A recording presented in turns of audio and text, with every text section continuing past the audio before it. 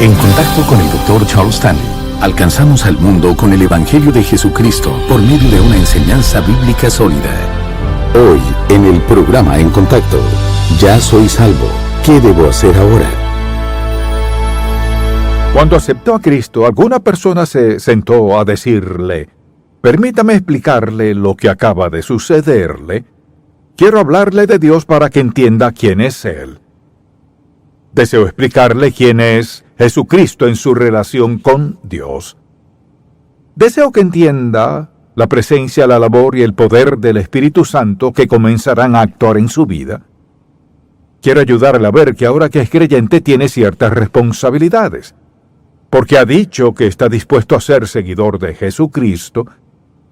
¿Acaso alguien le dijo hay ciertas cosas que debe saber ahora que es creyente? Deseo que escuche atentamente, porque hay un pasaje bíblico que abarca todo esto, y si lo pienso por un momento verá que es un asunto serio recibir a Cristo como su Salvador personal y decidir voluntariamente seguirlo. Así que le invito a buscar Filipenses capítulo 2, comenzando en el versículo 5 de este capítulo 2 de Filipenses. Dice así: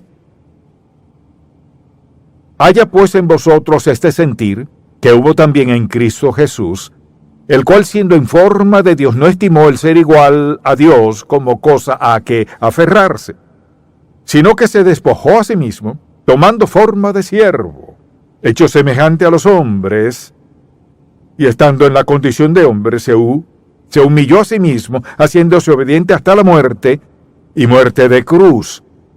Por lo cual Dios también le exaltó hasta lo sumo, y le dio un nombre que es sobre todo nombre, para que en el nombre de Jesús se doble toda rodilla de los que están en los cielos y en la tierra y debajo de la tierra, y toda lengua confiese que Jesucristo es el Señor, para gloria de Dios Padre. Note esta frase: por tanto, o sea, con base en todo lo anterior, por tanto, amados míos, como siempre habéis obedecido, no como en mi presencia solamente, sino mucho más ahora en mi ausencia, ocupaos en vuestra salvación con temor y temblor, porque Dios es el que en vosotros produce así el querer como el hacer por su buena voluntad. Ese es uno de los versículos más importantes en cuanto a vivir la vida cristiana. Quizás muchos lo leen y piensan, me pregunto qué significa. Así que, quiero que pensemos en algo aquí. Pensemos en tres asuntos, tres cosas que deseo que consideremos. En primer lugar, deseo hablar sencillamente de esto, y es la persona y el lugar de Jesucristo en nuestra vida. Quizás diga, he sido creyente por años y años, pero escuche bien. ¿Quién es Él? Muchas personas piensan que Jesús fue un hombre que murió en la cruz por sus pecados. Veamos lo que dijo Pablo. Dijo que Jesucristo es el Hijo de Dios encarnado. ¿Qué significa eso? Que Él era Dios que vino en la carne, anduvo entre los hombres e hizo posible que entendiéramos quién es Dios y cómo es Él. Eso es lo que dice Pablo en este pasaje. Dijo, se despojó a sí mismo tomando forma de siervo. O sea, Jesucristo vino al mundo como el Hijo de Dios, se despojó a sí mismo como siervo para obedecer a su Padre. No solo eso, la Biblia dice, estando en la condición de hombre, se humilló a sí mismo como hombre, como cualquier hombre, pero sin pecado. Y no solo eso, la Biblia dice aquí que Él obedeció al Padre hasta el punto de ir a la cruz. O sea, la razón por la cual vino fue a morir por usted. Ahora, mucha atención. Si Dios el Padre envió a su Hijo Jesús y Él murió en la cruz para hacer posible que fuésemos perdonados, nos relacionáramos con Dios y fuésemos al cielo, debe ser un asunto muy, muy serio el vivir una vida de pecado. Porque el Padre envió a su Hijo a la cruz a pagar por todos nuestros pecados. Fue la única forma de que pudiésemos ir al cielo. Él dice que vino y fue a la cruz a pagar toda la deuda de nuestros pecados. Ese es Cristo, y en eso consiste su carácter. Luego, este pasaje dice que por esta razón, porque Cristo hizo eso, Dios también le exaltó hasta lo sumo y le dio un nombre que es sobre todo nombre que existe. O sea, el nombre de Jesús es el nombre más alto que existe. Ningún otro nombre tiene más calidad, no hay otro nombre más celestial, ningún otro tiene el poder y la fuerza que tiene el nombre de Jesucristo. Dios le dio ese gran nombre. La Biblia también dice, no solo eso, dice que por esa razón Dios también le exaltó hasta lo sumo y le dio un nombre que es sobre todo nombre, para que en el nombre de Jesús se doble toda rodilla de los que están en los cielos, en la tierra y debajo de la tierra. Es decir, Cristo vino como Señor, no solo como Salvador. Toda rodilla se doblará y toda lengua un día confesará que Jesucristo es el Señor, como Él dice, para gloria de Dios Padre. Permítame interpretar la palabra Señor. En esencia significa esto: Él es el jefe.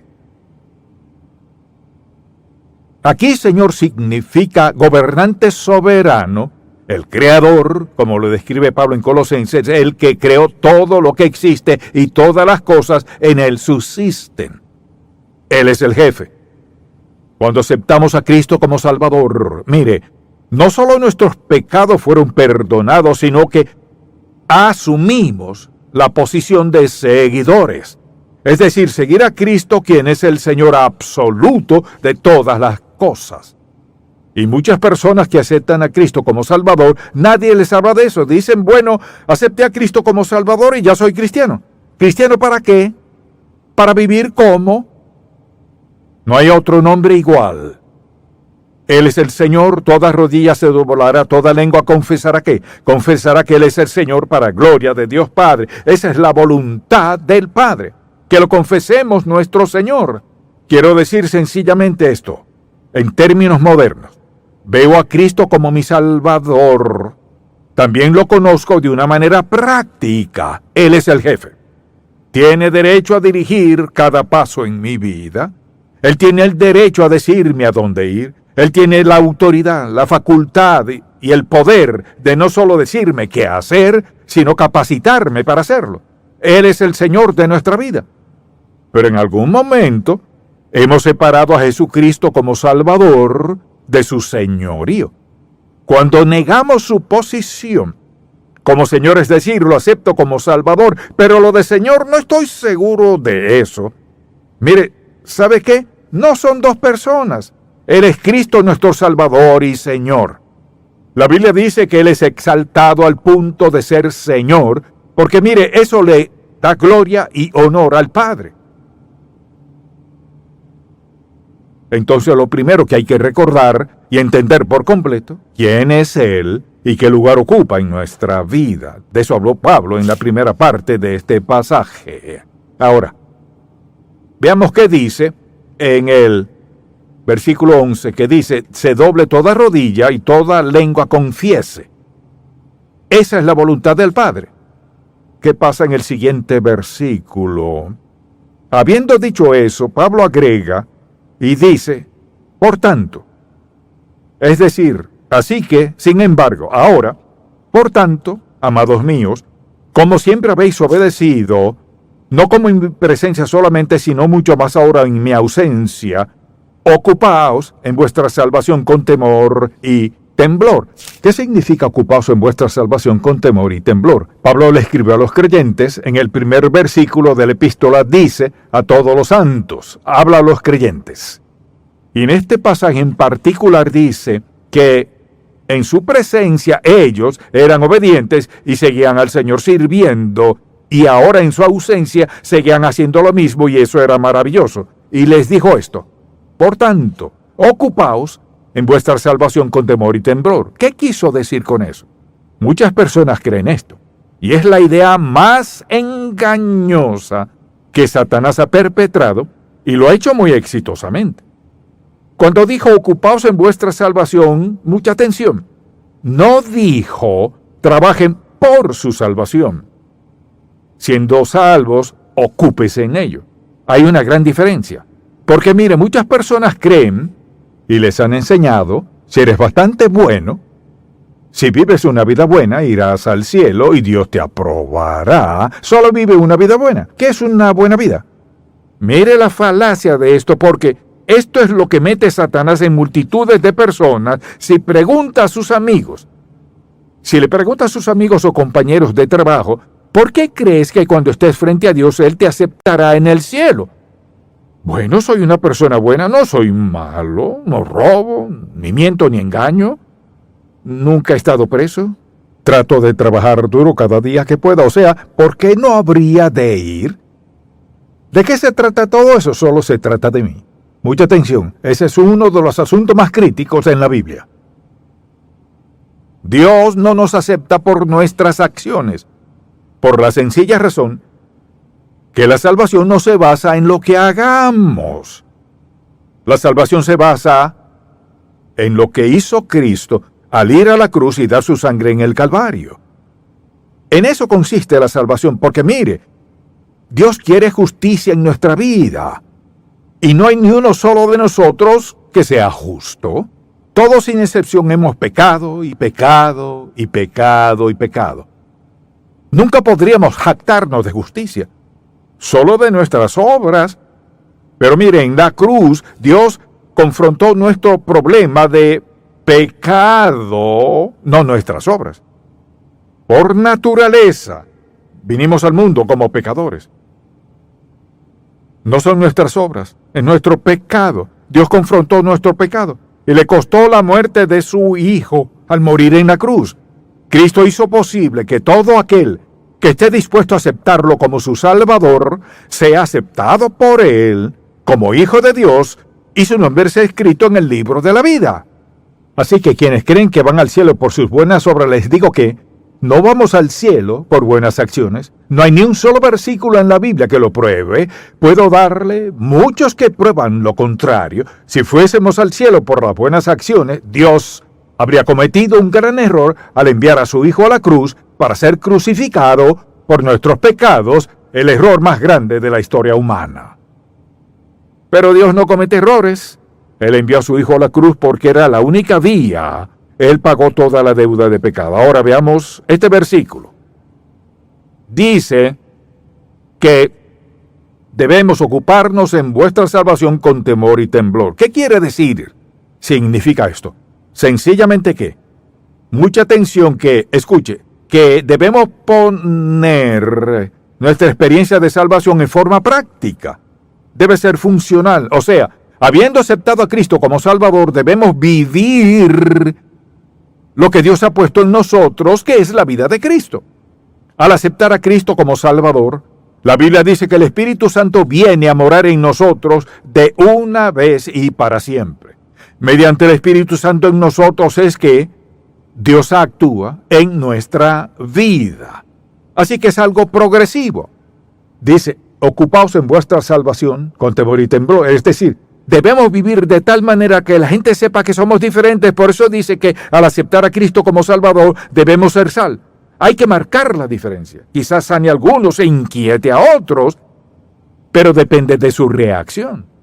Debemos ser sal como sal y luz, impactar, o sea, creyentes que viven en rectitud, reconociendo que el Señor es su jefe, y lo siguen porque lo aman y entienden lo que Él ha hecho por ellos. Y luego, ¿qué pasa? Su vida impacta a otras personas. Lo que deseo que veamos es esto, el que nadie le explicara todo eso desde un principio, no es excusa. Dirá, bueno, quiero hacer lo mejor que pueda. Bueno, está escuchándolo. Cristo es el Señor de nuestra vida. Y Él vive y actúa en nosotros para cumplir su propósito para nosotros. ¿Qué implica eso? Implica que tenemos una responsabilidad. De eso se trata. Y es que al aceptarlo como mi Salvador, Él escribe mi nombre en el libro de la vida. Sé que voy al cielo, Él me prepara un lugar, tengo una responsabilidad. Dice, ocupaos en vuestra salvación.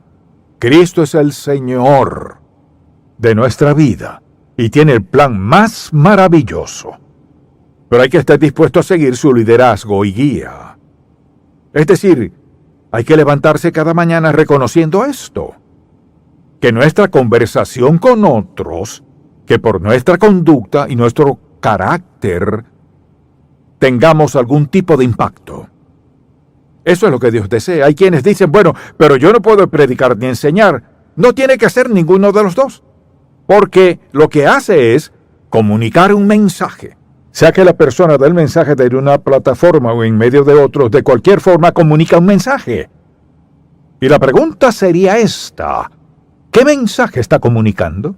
¿Es que ha sido salvo por la gracia de Dios, que tiene gozo y paz en su corazón? ¿Comunica el mensaje que el poder de Dios está actuando en su vida? ¿Le está comunicando que esta es la mejor vida?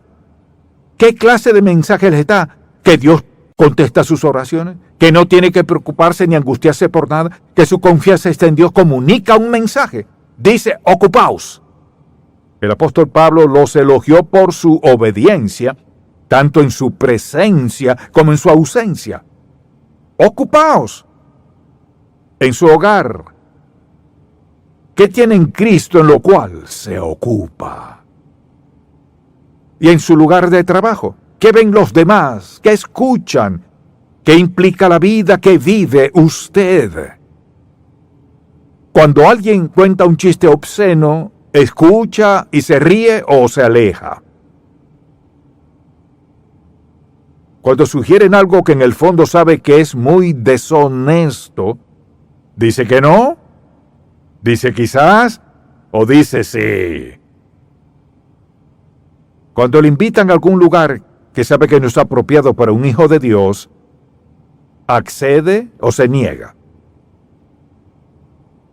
Mucha atención.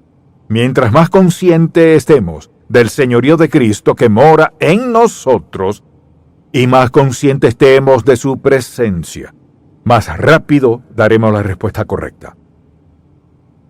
Tenemos la responsabilidad de vivir en rectitud. Nos llama a ocuparnos en ella. Debemos vivirla. Es nuestra responsabilidad. Así que en primer lugar, él dice, debemos saber el lugar que Cristo ocupa en nuestra vida. Y segundo, darnos cuenta de que tenemos una responsabilidad. Somos responsables de vivir lo que Él ha puesto en nosotros. Lo tercero es sencillamente esto, que todos nosotros tenemos este recurso poderoso. Escuche lo que dijo. Pablo dijo, por tanto, amados míos, como siempre habéis obedecido, no como en mi presencia solamente, sino mucho más ahora en mi ausencia, ocupaos en vuestra salvación con temor y temblor. ¿Qué quiere decir eso? ¿Acaso es que debemos tener miedo? No significa esto. Lo que digo con frecuencia, debemos tomarlo seriamente. No podemos ver a Cristo y su señorío a la ligera. Es decir, ¿tiene importancia? ¿Importa lo que decimos, lo que hacemos, lo que vemos, los lugares a donde vamos? ¿Importa? Con temor y temblor significa esto. No es miedo de cometer algún error. Todos cometemos errores. Pero significa tomarlo en serio. Tomar en serio que Cristo es nuestro Señor. Y que lo tomamos tan en serio que pensemos cuidadosamente antes de tomar cualquier decisión. Antes de decir haré esto o haré aquello, o ponerme de acuerdo con alguien en cuanto a algo que quiera hacer de lo cual no estoy seguro. Mire, si Cristo es nuestro Señor, es un asunto serio. Porque mire, se trata de la vida eterna. No se trata de unos cuantos años, sino de la vida eterna. Se trata de la recompensa eterna. Estamos hablando de tomar en serio lo que dijo Cristo, sígueme. Al aceptarlo como Salvador, no escuchamos una voz audible, pero le digo algo. Su espíritu le dijo al nuestro, sígueme. Nunca te desviaré, siempre te guiaré bien. Me encanta lo que dice y cómo lo dice en este pasaje. Lo último que dice es esto. Porque Dios es, en el versículo 13, Dios es el que en vosotros produce, así el querer como el hacer, por su buena voluntad. Permítame mostrarle por qué esto es importante. Significa esto. Dios es quien coloca en nosotros su voluntad.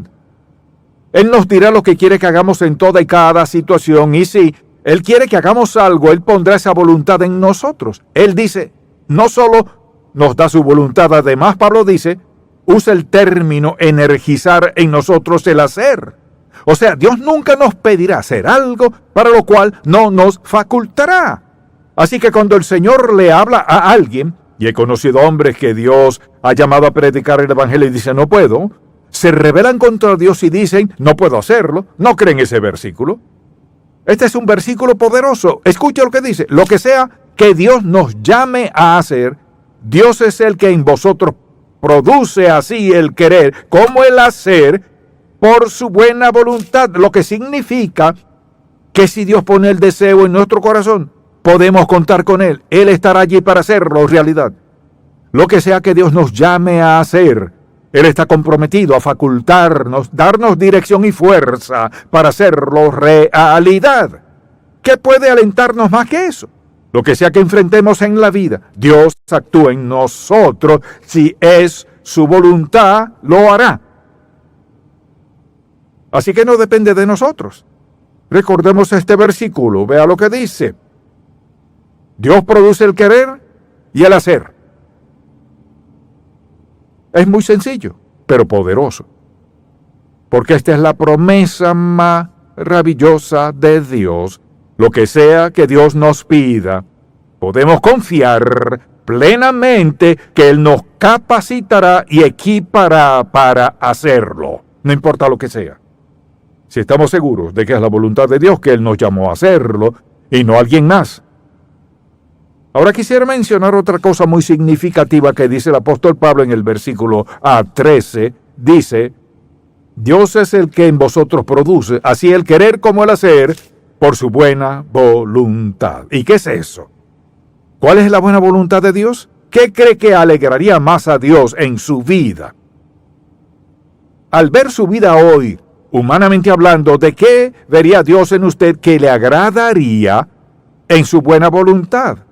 Mire, su buena voluntad es que nosotros le sigamos y seamos como Cristo.